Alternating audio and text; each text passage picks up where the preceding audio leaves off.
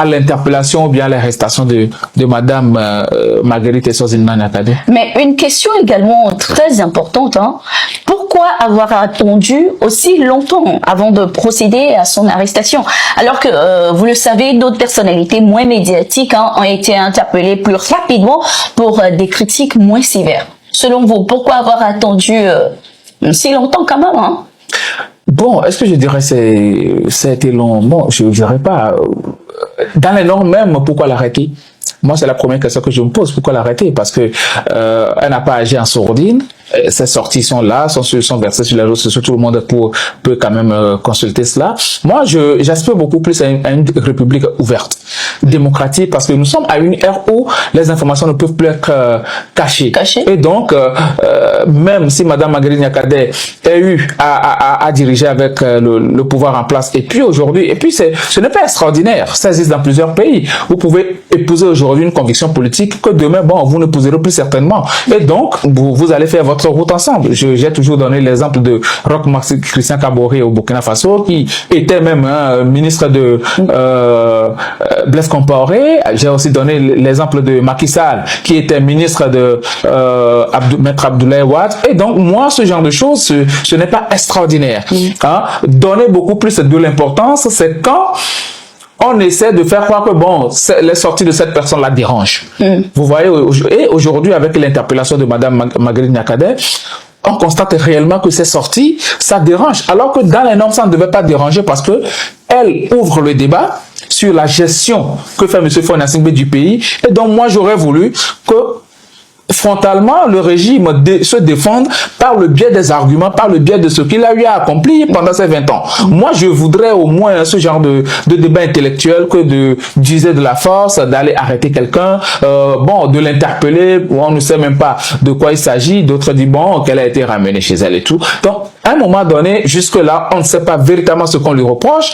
C'est vrai, bon, entre-temps, on a vu les mêmes cas avec monsieur Pascal Bodjona qui a été arrêté. Après, on a su que c'était beaucoup plus une affaire d'escroquerie. Bon, peut-être que c'est juste une question de droit commun ou bien on ne sait pas véritablement ce qu'on lui reproche jusque-là. Donc, je me garde de faire de véritables critiques par rapport à cela. Mais moi, si, selon les derniers événements qu'on a connus dans la sphère politique togolaise, si c'est à cause de ça qu'on l'interpelle, je me dis que c'est un peu trop donné d'importance à ce que la dame dit. Parce qu'avant elle, d'autres personnes ont déjà fait le bilan de M. Faure Gnassingbé qui, selon ces personnes-là, a été catastrophique. Vous voyez? Donc, elle ne dit rien de nouveau. Maintenant, peut-être c'est par rapport à ce qu'elle représente. Vous voyez? Ils ont attendu si longtemps de l'arrêter. C'est ce que vous voulez dire. Ouais, bon, vous voyez ce genre de personnes, de personnalité, il faut prendre tout le temps pour avoir certaines preuves et autres là avant de penser quand même à l'arrêter. Encore que jusque là, je me dis, peut-être qu'elle a été interpellée juste pour être écoutée. Mais quand on se réfère au passé, je me dis qu'elle est aujourd'hui dans la même posture que le demi-frère du président du conseil, Kpacha Gnassingbé. Kpacha Gnassingbé a été longtemps ministre de la Défense. Vous voyez un peu, quand ils étaient venus au pouvoir en 2005 et tout, il était ministre de la Défense. Après, on sait tout ce qui s'est passé. Il a été arrêté pour déstabilisation de l'État, pour atteinte à la sûreté de l'État et tout. Et il a été condamné à plus de 20 ans de prison. Il est là jusqu'à maintenant. Donc, Madame Marguerite Nyakade a occupé le poste du ministère des Armées. C'est similaire avec le ministre de la Défense. Et donc aujourd'hui, c'est vrai que M. Kpacha Gnassingbé en son temps n'avait pas vertement dézingué le régime, mais Dame Nyakade aujourd'hui, elle use quand même de son stylo et de sa langue pour parler de ce qui ne va pas dans la gestion de M. Faure Gnassingbé. Donc je me dis que peut-être elle représente aujourd'hui un danger et c'est tout à fait normal. Quelqu'un qui a eu à faire le régime, quelqu'un qui a occupé un poste aussi stratégique, se retrouver à critiquer le régime vertement, à un moment donné, ça peut susciter de l'humour au sein du régime. Mais je pense que quand même, c'est une très bonne chose que la personne ait décidé de critiquer, de dire ce qui ne va pas, pour que, bon, vous arriviez à vous corriger. Parce qu'après tout, on est en train de parler de la gestion d'un pays. Un pays, c'est pour tout le monde. Ce n'est pas pour un clan, ce n'est pas pour une famille. Et donc, en tant que citoyenne, même elle peut faire partie de la famille Gnassingbé, mais elle a le droit de critiquer le régime si le régime ne fait pas bien certaines choses. Des sources non vérifiées encore font état de leur côté d'une évolution de cette affaire selon ces sources, ou bien disons ces rumeurs. Dame Niakhaté serait reconduite à son domicile tard dans la nuit d'hier. Est-ce que selon vous, si ça s'avère être la vérité, est-ce qu'on s'achemine vers un dénouement heureux de cette affaire? Oui, moi, c'est tout ce que je souhaite. Si elle a été véritablement ramenée chez elle, même si elle est en résidence surveillée, je pense que ça serait une très bonne chose. Parce que à l'heure où nous sommes actuellement, je ne pense pas que ça serait bien d'emprisonner un Togolais, de garder un Togolais à vue, tout simplement parce que, bon, elle a eu à exprimer des opinions divergentes de ce que nous on pense. Je pense que nous devons aller beaucoup plus vers la concorde nationale, la paix, la stabilité. Selon le régime en place constitue quand même ses valeurs. Et donc si on parle à chaque moment de stabilité, de paix, de concorde nationale, du vivre ensemble, je pense qu'on doit quand même épouser l'acceptation de l'opinion d'autrui. Et Dame Niakhaté a décidé de ne pas marcher dans les pas de M. Faure Gnassingbé, de son régime aujourd'hui. Il faut quand même l'accepter, prendre ce qu'il y a de potable dans ses critiques pour relancer quand même la machine de la nation. Parce qu'aujourd'hui, la population se plaint, il n'y a pas véritablement d'argent, le panel de la ménagère est cher, tout est tellement onéreux dans le pays que les gens se demandent à quel sein on va se vouer. Donc, je pense que le minimum qu'il faut aujourd'hui, ce n'est pas d'arrêter qui que ce soit. Ça n'ajoute pas un plus quand même à la vie des Togolais.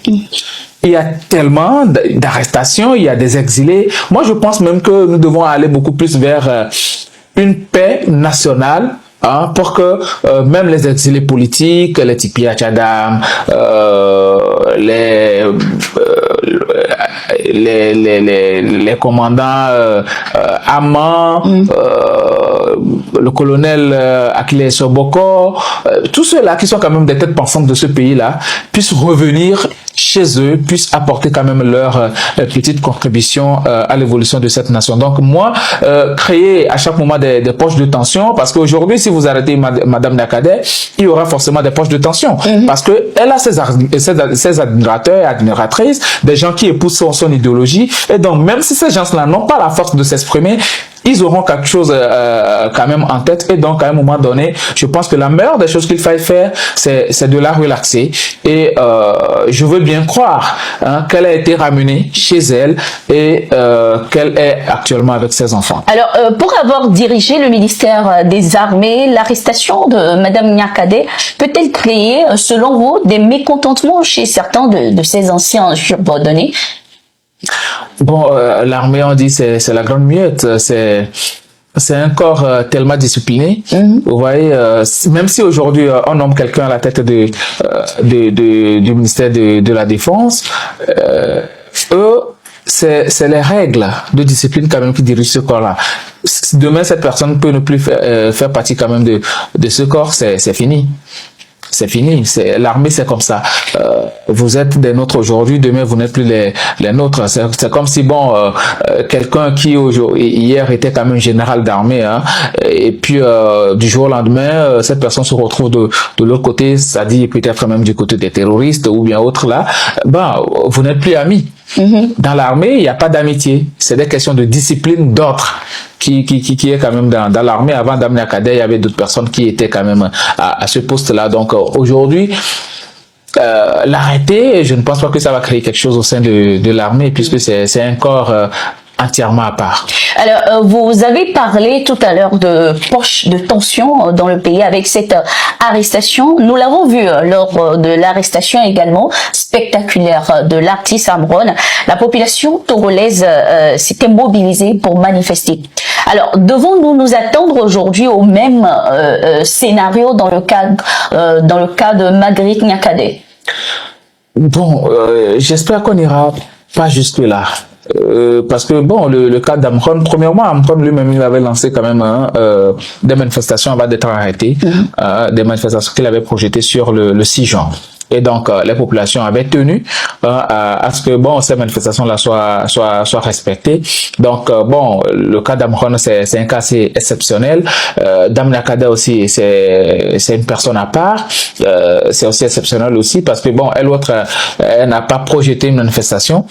Bon, je ne sais pas ce que la population va faire, mais j'espère qu'on ne va pas arriver jusque-là parce que je me dis que Damna Kadé, actuellement, elle doit être chez elle avec ses enfants. Elle a aussi servi la nation et c'est tout à fait normal qu'aujourd'hui, même si elle ne fait plus partie du gouvernement, qu'elle se prononce quand même sur la vie de la nation et c'est ce qu'elle est en train de faire. Elle est sur la scène politique. Ce n'est pas du tout mauvais d'avoir des ambitions politiques. Ce n'est pas mauvais. C'est ce que fait M. Jean-Pierre Fabre, c'est ce que fait Mme Brigitte Diamagbo, c'est ce que font plusieurs personnes, M. Nathaniel Olympio et autres, là, c'est ce qu'ils font. Et donc, en tant que politicienne, parce qu'aujourd'hui, Damna Kadé, moi, je la vois comme une politicienne. Oui, Monsieur le Président, la toute dernière question, la question est tellement très sensible. Qu'est-ce que vous avez à dire, en tout cas, vos avis sur l'arrestation de Mme Nyakadé et de son fils Jonathan Nyasébé? Je connais Marguerite, je la connais très bien. C'est une sœur à moi. Qu'il vous souvienne que mes 3 dernières sorties, j'ai dit qu'il y a une ligne rouge qu'elle ne peut pas franchir. À cause de cette femme, on a viré tout le haut commandement des forces armées togolaises et ce n'est pas des gens déméritants, à commencer par le général Mangano et Martin Radja. C'est un officier complet et de haut volet. À cause de cette femme, on a fait partie tout le lot. Et aujourd'hui, elle sort arrogamment. Mes chers concitoyens en portion de présidentiable, je ne sais pas celui qui l'a trompé. Depuis hier, pourquoi personne n'est sorti? Les peseng là, ils sont où? Les dagaboum boum boum là, ils sont où? Et les autres, ils sont où? Elle a laissé ses enfants. Elle n'a pas honte. Elle n'a pas honte. Atteinte à la sécurité de l'État.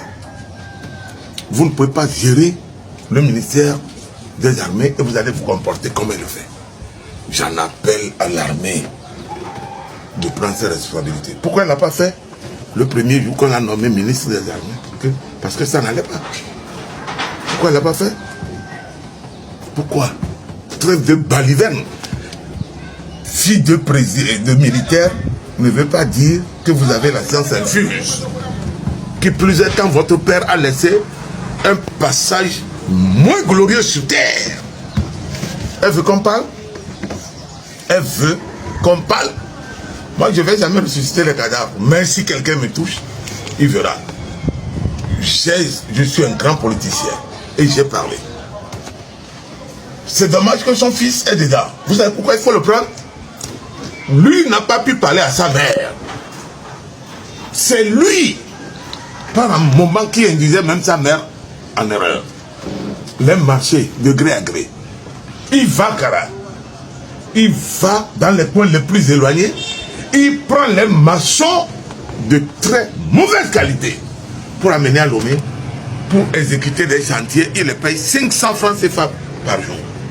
Et vous pensez qu'il peut vous faire un bon travail? Le chantier, l'hôpital des armées, aucun hérité. Le bâtiment est là, vous le voyez. C'est des milliards engloutis. Canfir, camp de Zoula, dans les lacs, profession et propriété des lacs. La clôture de tous les camps militaires, les logements, les drones qui ont tué les 12 enfants, et à leur âme, vers Bengal, les terroristes, on a déjà confondu aux terroristes. C'est elle qui allait acheter ça avec son fils, Jonathan, avec son fils, sans prendre même un seul membre du haut commandement des FAT. Et vous pensez que ça va continuer? Et tout ça, quand les gens se taisaient, c'est à cause de quelqu'un qu'on appelle tout simplement Monsieur Fort Kodjovi et sans Zomna Nazingé. C'est à cause de ce monsieur. Mais aujourd'hui, elle s'est levée pour le tuer, non? C'est un rapport de force. Pour le moment, l'avantage se trouve quelque part. Elle est allée trop loin. Les montages, on va jusqu'à vous salissez un président de la République. Que oui, sa fille a fait quoi? Alors que sa fille est en couple. Elle le sait. Si ce n'est pas pour nuire, ternir l'image des gens, c'est la sauterie. 60% de ce qu'elle a pris là, elle va cracher, on va voir. Les cornes qu'elle a poussées là, elle va répondre. Je n'ai rien contre elle. Je ne me réjouis pas pour son arrestation et de son fils et de elle. Je suis peiné, mais rien ne m'interdit de dire la vérité à son propos. Parce que le Togo, c'est un pays. Les ressentiments familiaux restent dans la famille. Mais quand vous les transposez au niveau de la République, vous allez croiser des gens comme moi sur votre chemin. Je ne vais jamais accepter qu'on prenne des affaires de famille pour transposer. Il y a combien de Nyanzibé qui sont ministres? Combien? Il n'y a que 2 qui ont fait l'expérience. Du vivant de leur papa, c'est le président Faure Gnassingbé. Quand il est venu, il a fait l'expérience avec son demi-frère, Kwacha Gnassingbé, que vous connaissez, et vous avez vu le résultat. Et puis après, il y a combien? Et puis, trêve de baliverne. Ce pays va être géré et il sera géré. La 5e République est en bonne marche, très bonne marche. Les gens ont dit, Mima longtemps, Mima longtemps. Ils sont allés aux élections, ils ne sont pas allés. Et c'est à cause de ces gens, comme les femmes. Vous avez vu ce qu'on a eu? C'est à cause des gens comme Marguerite que le pays est en train de reculer. Quand vous voyez que ça ne va pas, on vous nomme ministre. Quittez. N'attendez pas un jour où on va vous virer de sortir pour exposer votre aigreur. Et puis, il ne faut pas qu'elle fasse, on va parler de ce qu'elle est en réalité. Les gens ne sont pas morts. Hein? Et l'autre n'est pas mort. Ce n'est pas Faure Gnassingbé qui a tué Joe Lendière. Be careful. Je vous remercie.